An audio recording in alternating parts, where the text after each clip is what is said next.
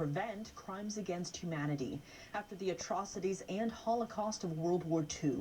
Doctors and experts over the weekend sounded the alarm over failures to put principles into action in countries like China.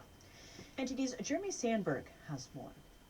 Washington-based medical ethics advocacy group Doctors Against Forced Organ Harvesting hosted an international roundtable Sunday to focus on challenges putting the principles of universal human rights into action and the horrific crimes of the CCP.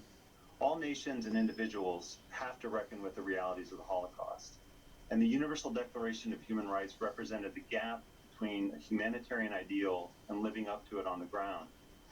75 years after the declaration, the panel suggests the international community pause and reflect on who's had their rights trampled on and who's been left behind.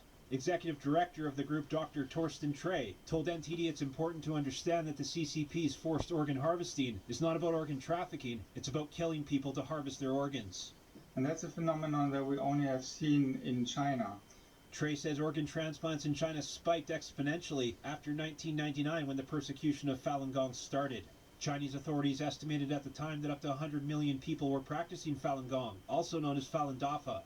But it was actually only in 2006 when we learned from whistleblowers that the prisoners of conscience, Falun Gong practitioners, were the main source of for forced organ harvesting. Since then, Trey says the CCP has tried to suppress and destroy Falun Gong, with forced organ harvesting and persecution being the regime's ultimate solution.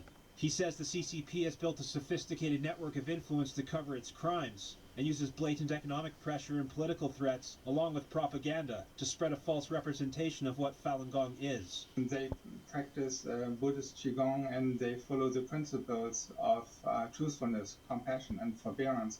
The doctor says the best thing to do to have an impact is simply break the silence.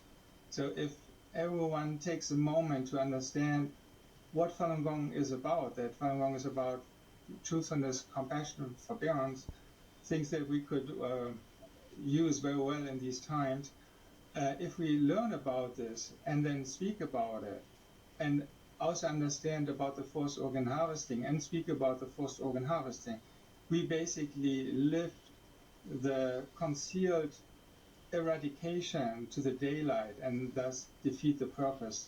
An independent People's Tribunal in London concluded in 2019 that forced organ harvesting in China has taken place on a significant scale for years, with detained Falun Gong practitioners as the primary source. The persecution in China continues today. Jeremy Sandberg, NTD News.